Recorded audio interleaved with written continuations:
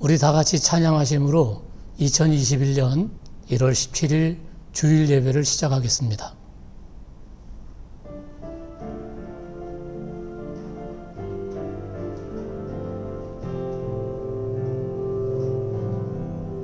주께 와 엎드려 경배드립니다. 주 계신 곳엔 기쁨 가득 무엇과도 누구와도 바꿀 수 없네. 예배드림이 기쁨됩니다.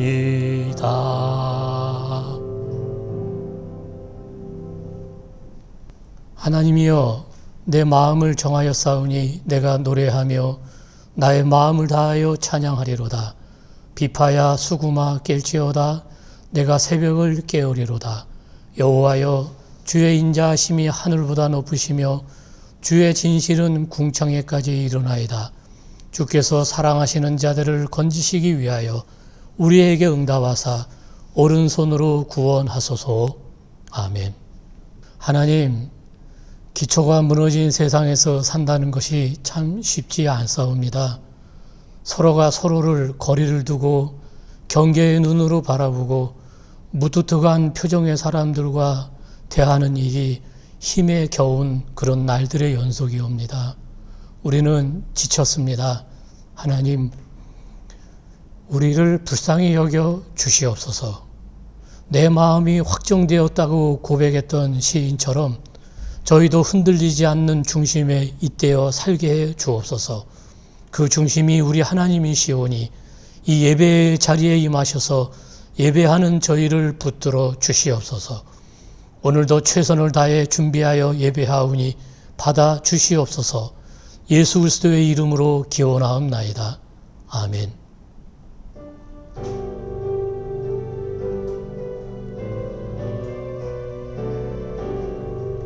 영광의 왕께 다 경배하며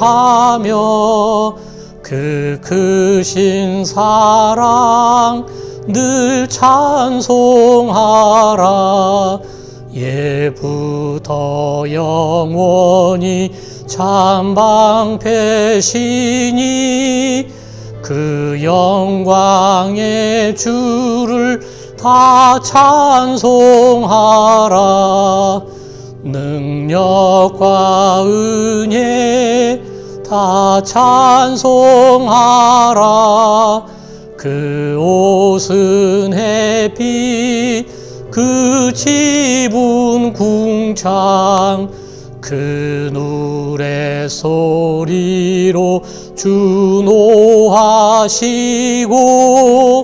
폭풍의 날개로 달려가신다. 저 아름답고 놀라운 일이 가득한 이 땅 다 주의 조화. 그 힘찬 명령에 더 잡히나니 저 푸른 바다는 옷자락이라. 질그릇같이 연약한 인생 주 의지하여 늘 강건하리. 온 백성 지으신 만왕이시니 그 자비 영원히 변함없어라. 아멘. 주님, 한 주간 베푸신 은총에 감사를 드리며 또한 부족했던 한 주간의 삶을 내려놓고 참여합니다. 주님께서는 다양한 모습으로 우리를 사랑하여 주십니다. 그러나 우리는 내 방식대로만 그리고 나만 사랑해 주시기를 바라고 있습니다. 주님, 내 방식을 줄여나가고 하나님의 방식을 늘려나가는 저희의 삶이 되게 하소서.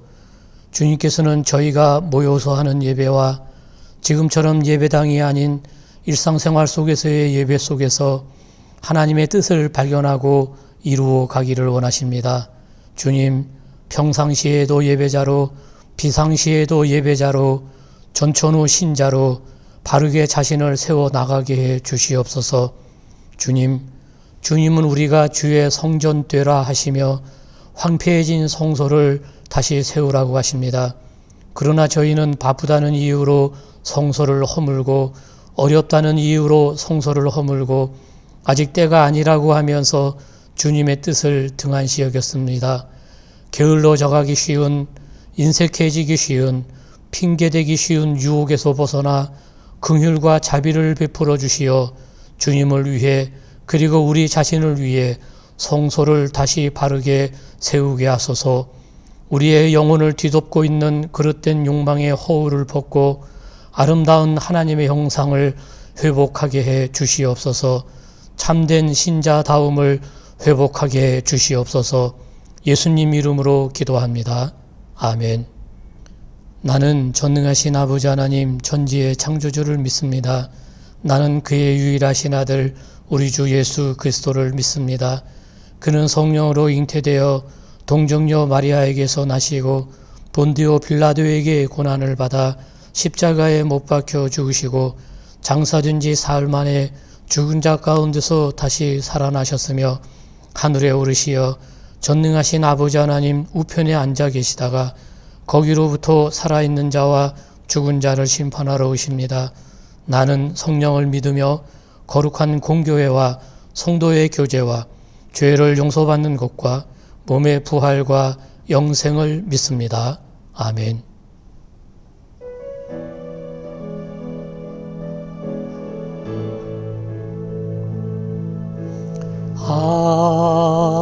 하나님은 우리의 피난처가 되시며 환난 중에 우리의 힘과 도움이시라.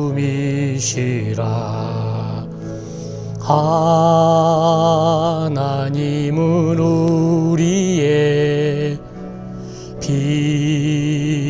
피난처가 되시며 환난 중에 우리의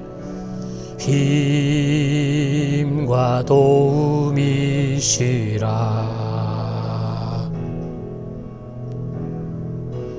너희는 가만히 있어 주가 하나님 되말지어다. 열방과 세계 가운데 주가 높임을 받으리라. 사랑합니다 내 아버지, 찬양합니다 내 온 맘 다하여, 선포합니다 예수 그리스도. 주님 오심을 기다리며 하나님은 우리의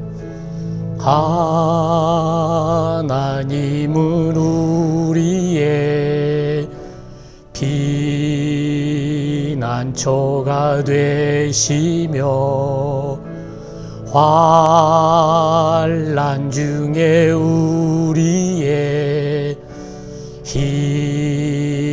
힘과 도움이시라.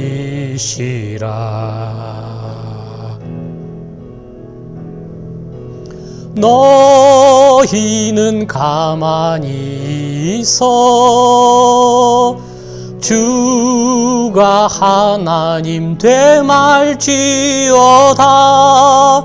열방과 세계 가운데 주가 높임을 받으리라. 사랑합니다 내 아버지, 찬양합니다 내 온 맘 다하여, 선포합니다 예수 그리스도 주님 오심을 기다리며.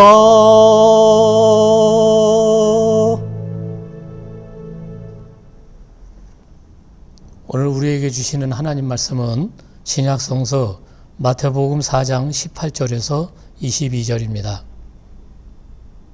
갈릴리 해변에 다니시다가 두 형제 곧 베드로라 하는 시몬과 그의 형제 안드레가 바다에 금을 던지는 것을 보시니 그들은 어부라. 말씀하시되 나를 따라오라. 내가 너희를 사람을 낚는 어부가 되게 하리라 하시니 그들이 곧 그물을 버려두고 예수를 따르니라. 거기서 더 가시다가 다른 두 형제 곧 세베대의 아들 야고보와 그의 형제 요한이 그의 아버지 세베대와 함께 배에서 금을 깁는 것을 보시고 부르시니 그들이 곧 배와 아버지를 버려두고 예수를 따르니라. 아멘. 새 산림교회가 나아가야 할 방향은 우리로 세상이 평화하게 하소서입니다. 일상을 성실히, 이웃을 소중히, 작은 것을 귀하게, 이런 마음들이 모여 평화로운 세상 만들어가는 산림 식구들이었으면 좋겠습니다. 오늘까지 비대면으로 예배합니다. 다음 주일은 교회에서 모여 예배합니다.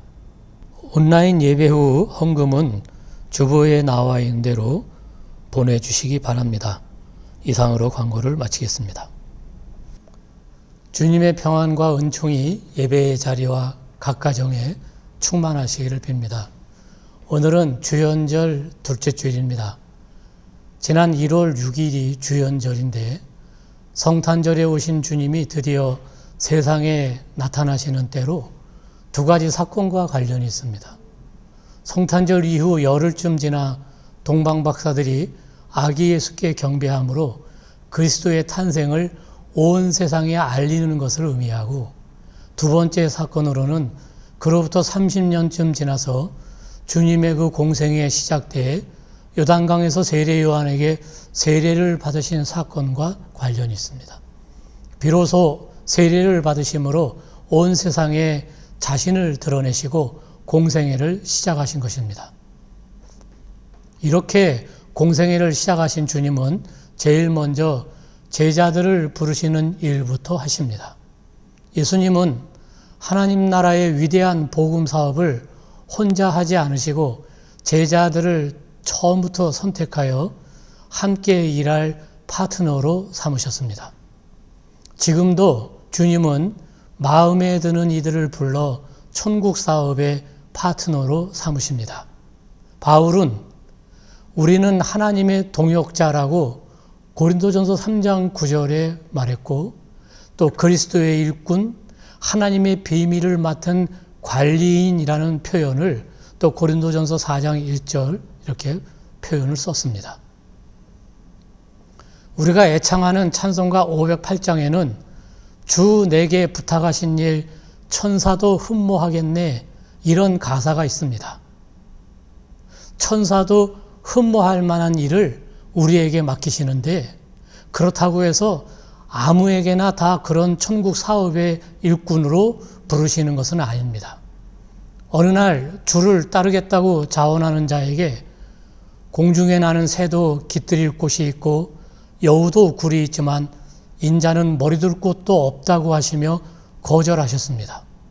예수님은 당신이 원하는 사람, 마음에 드는 사람을 부르십니다. 하나님의 나라는 계획도 과정도 그리고 완성도 하나님 자신이 하십니다.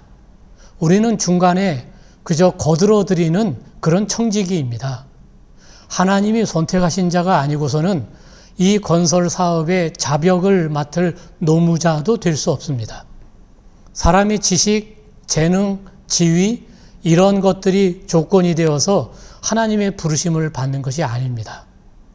나를 보내신 아버지께서 이끌어 주시지 않으면 아무도 내게 올 수 없다고 요한복음 6장 44절에, 또 사람은 성령의 감동을 받지 않으면 예수를 주님이라고 부르지 못한다고 고린도전서 12장 3절에, 혈육으로는 우리에게 예수가 살아계신 하나님의 아들이심을 알려주지 못한다고 마태복음 16장 17절에서 증거합니다. 우리 예수님은 세상의 왕으로 오셨지만 이사야 53장이 말했듯이 그에게는 아름다운 모습도 없고 사모할 만한 매력도 없었습니다. 그는 비웃음을 받았으며 사람들에게 버림을 받았습니다. 예수님의 말씀처럼 제자는 스승보다 높지 못합니다. 그런데 왕 자신이 가시관을 쓴 분이실진데 제자가 어찌 비단 방석에만 앉겠다고 할 수 있겠습니까? 하나님은 그 왕국을 외아들에게 주셨고 그리고 또한 제자를 주셨습니다. 보내심을 받은 왕은 보내심을 받는 제자들을 가지게 되었습니다. 예수님이 안드레나 시몬을 면접을 보고 부르신 것이 아니라 바닷가에서 금을 깁고 있을 때 첫눈에 부르셨습니다. 그들도 또한 며칠만 생각해 볼 수 있는 말미를 달라고 말한 적도 없고 가족에게 작별 인사 드리고 오겠다고 하지도 않았습니다. 예수님의 그 부르심의 첫 말씀에 예 하고 배를 버리고 따랐으니 정말 그들은 천생연분입니다.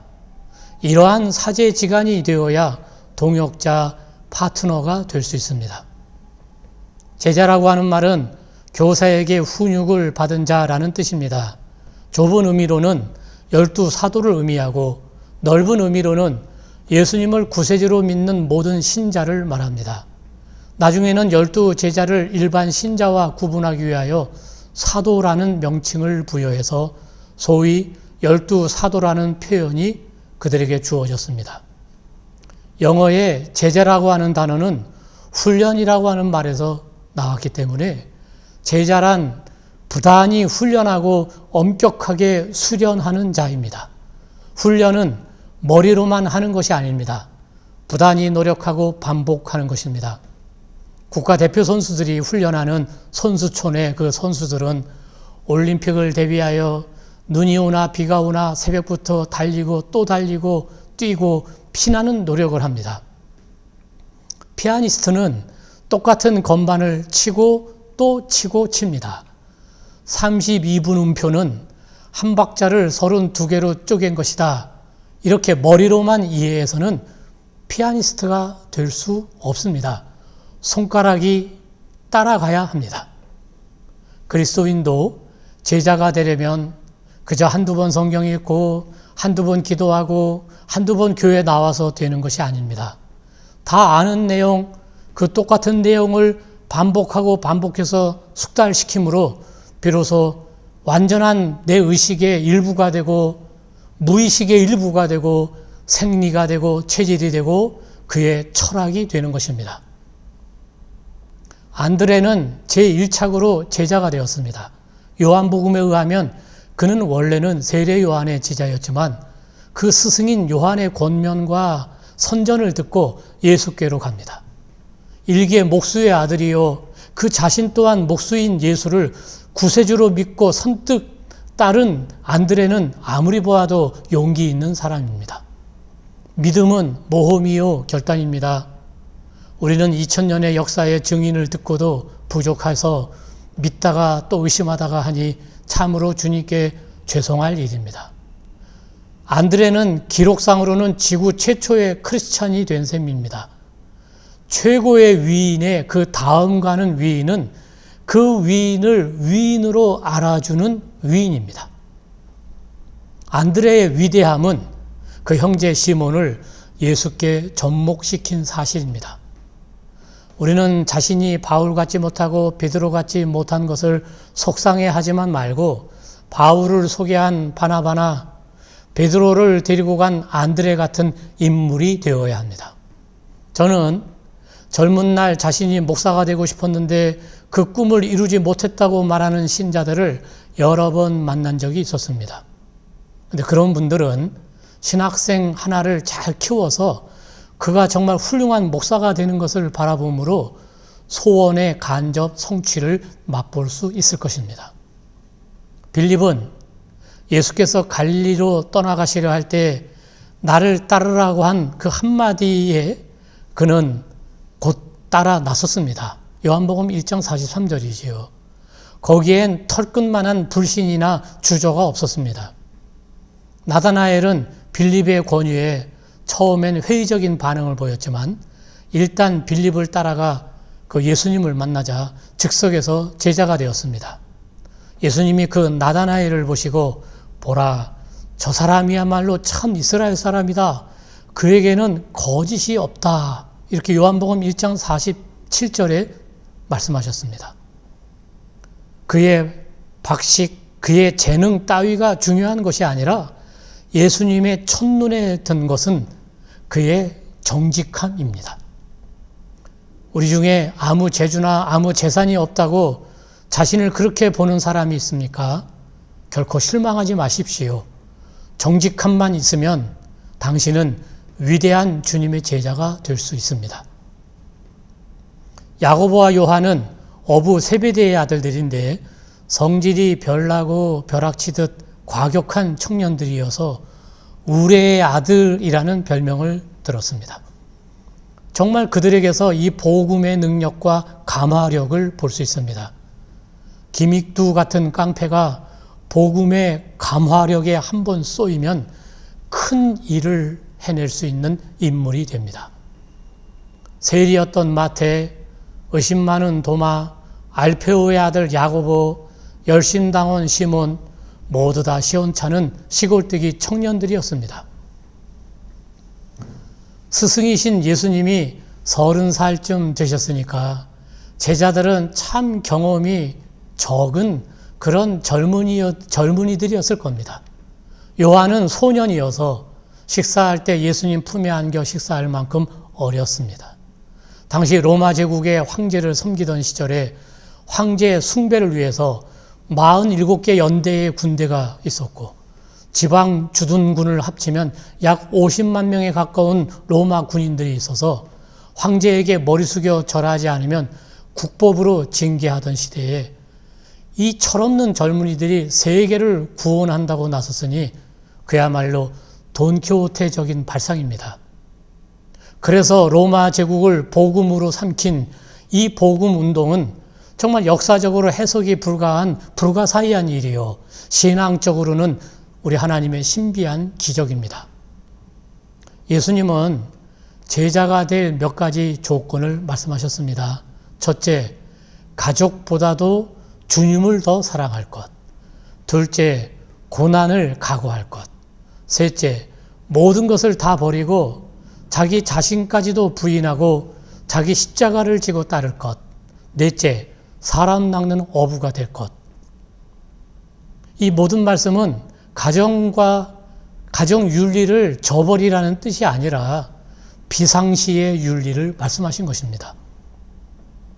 저축과 근검 전략이 평상시는 마땅한 것이나 자식이 갑자기 수술을 받아야 할 때는 빚을 내서라도 수술을 우선적으로 해야 합니다. 여인이 외출할 때에는 화장도 하고 단정하게 하는 것이 정상적이지만 외아들이나 외동딸이 교통사고 당했다는 소식을 들었을 때는 언제 머리 빗고 루즈 바르고 나갈 그런 어머니가 어디 있겠습니까? 평상시의 선후, 비상시의 선후는 바뀔 수가 있습니다. 사람이 흔히 의당 좋은 일이다, 합당하다고 하는 것을 한 번쯤은 후차적인 것으로 미룰 줄도 알아야 합니다. 마태복음 13장 45절에 그 진주 장사가 집에 가서 재산의 3분의 1만 팔아서 진주를 산 것이 아닙니다. 내일은 뭘 먹고 살지? 우리 아이들 교육은 어떻게 하지? 이런 것은 생각지 않고 몽땅 다 팔아서 진주를 샀다고 성서는 증언합니다. 제자의 길은 고려도 보류도 없는 완전한 헌신이요, 봉헌이요, 배타적으로 보일 정도의 몰두요, 정말 지나쳐 보일 정도의 독점이요, 탐닉으로 보일 정도의 그런 집중의 길입니다. 전설에 의하면 베드로는 로마에서 네로 황제 때 순교했습니다. 코바디스에 나오는 이야기를 아시지요? 자청하여 십자가에 거꾸로 매달려 순교하였습니다. 안드레는 소아시아 스키디아 그리스에서 선교하다가 순교할 때는 소위 안드레의 십자가, X자형의 십자가에 달려 죽습니다. 세베대의 아들 야고보는 예루살렘 교회 지도자였지만 헤롯 아그리빠의 칼에 찔려 순교했으니 기록상으로는 순교자 제2호인 셈입니다. 사도행전 12장에 증언하지요. 요한은 도미시안 황제의 박해로 끓는 가마솥에 들어간 적도 있었지만 살아서 예수님의 어머니 마리아를 모시고 에베소에서 유일하게 자연사합니다. 이것은 예수님의 부탁을 받았기 때문입니다. 요한복음 19장 이하에 증언하고 있는 내용입니다. 빌립은 소아시아 부르기아에서 선교하다가 기둥에 매달려 순교했는데 이것은 오랜 시간 동안 말라 죽게 하는 처형법입니다. 나다나엘 바돌로메지요. 이 사람은 소아시아와 인도에서 선교한 후 다시 아르메니아에 가서 전도하다가 십자가에 거꾸로 매달려 순교했습니다. 도마는 파르티아와 인도 등지에서 선교하다가 창에 맞아 죽습니다. 인도의 도마 교회는 그의 손가락이 보관되어 있다고 합니다. 마태는 아프리카 에디오피아에서 선교하다가 목베임을 당하여 순교했습니다. 알페어의 아들 야고보는 성전 꼭대기에서 떨어뜨려 죽음을 당했습니다. 다데오라고 하는 유다는 페르시아에서 전도하다가 활에 맞아 순교했습니다.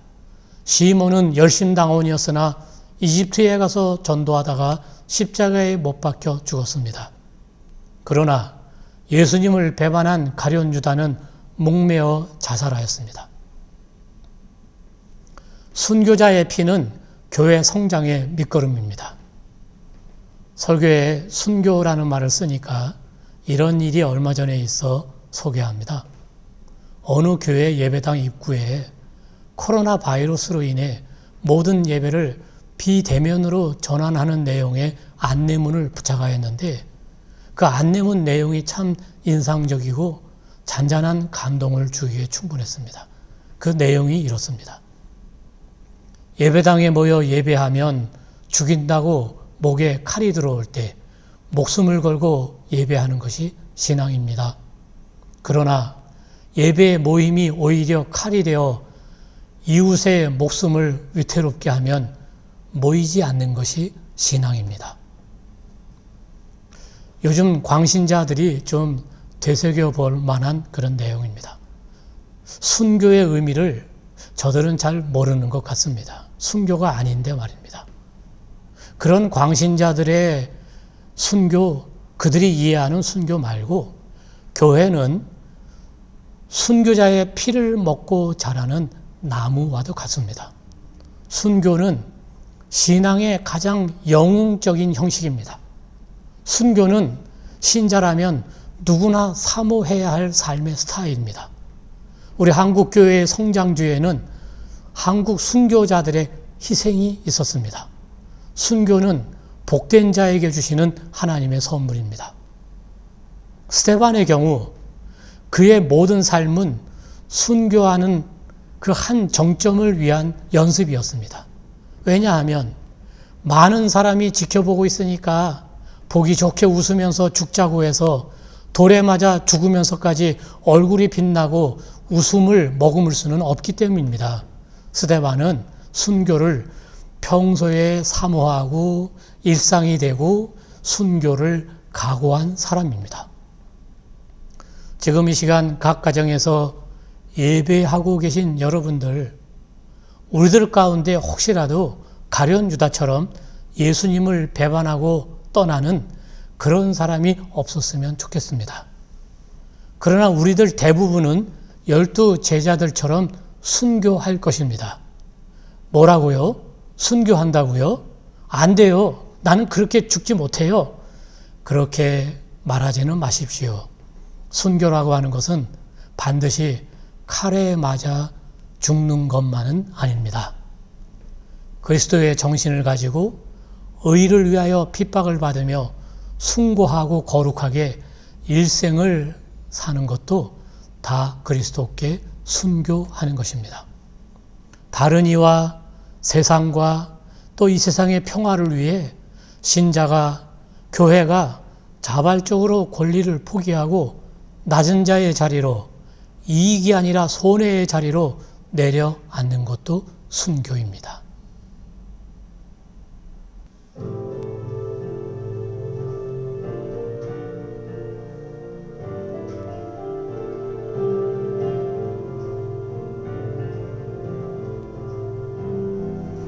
나의 모습, 나의 소유, 주님 앞에 모두 드립니다.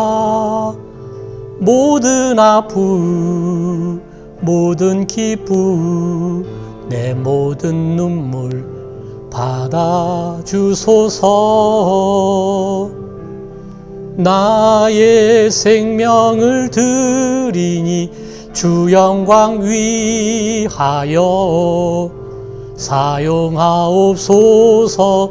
내가 사는 날 동안에 주를 찬양하며 기쁨의 제물 되리. 나를 받아주소서.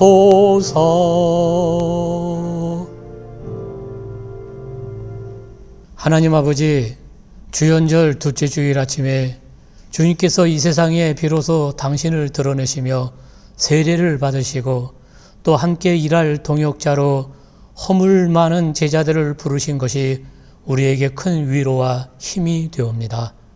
우리 또한 변덕스럽고 자격이 함량 미달이지만 여전히 우리를 품으시고 함께 가자고 하시니 감사할 뿐입니다. 다시 마음의 옷깃을 여미고 주님의 부르심에 힘껏 응하게 싸우니 주님 도와주옵소서. 삶이 매 순간 선택의 기로인데 순간순간 주님의 기쁜 뜻 아는 데 민감하게 해주셔서 바르게 선택하며 살게 해주옵소서. 그 기로에서 악을 버리고 선을, 갈등을 버리고 평화를 선택할 줄 아는 지혜와 용기를 주시옵소서. 오늘도 우리가 마음을 담아드리는 예물을 받아주시고 베풀어 주신 은총에 비할 수는 없지만 감사의 마음이 담긴 예물이오니 받아 주시옵소서. 여전히 주님께 온전히 맡기지 못하고 계산이 앞설 때가 많고 인간적인 생각이 앞설 때가 많습니다. 그럴 때라도 우리의 부족함을 긍휼히 여겨주시고 좀 더 하나님의 은혜를 깨달아 알아가는 저희 되게 해 주시옵소서. 한 주간도 각자의 자리에서 평화의 도구가 되게 해주시고 남과 북이 서로에 대한 미움과 불신을 씻어내고 평화를 향해 함께 나아갈 수 있도록 우리 민족의 가슴에 하나님의 평화와 하나됨의 영을 보내주시옵소서. 그래서 하나님의 때에 하나됨을 기쁨으로 누리게 해 주시옵소서. 예수 그리스도의 이름으로 기도하옵나이다. 아멘.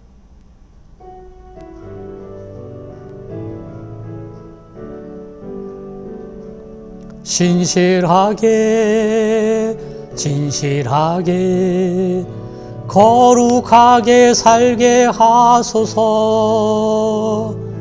신실하게 진실하게 거룩하게 살게 하소서. 하나님 나의 기도 들어주소서. 하나님 주의 길로 인도하소서. 이제는 우리 구주 예수 그리스도의 십자가의 구속의 은혜와 하나님 우리 아버지의 그 만극하신 사랑하심과 성령의 감화 감동 교통 위로와 충만하심이 하나님께 예배하고 머리 숙인 주의 거룩한 백성들, 가정, 예배의 자리, 모든 삶의 자리와 이 민족과 온 인류 위에 영원토록 함께 하시기를 축원하옵나이다. 아멘.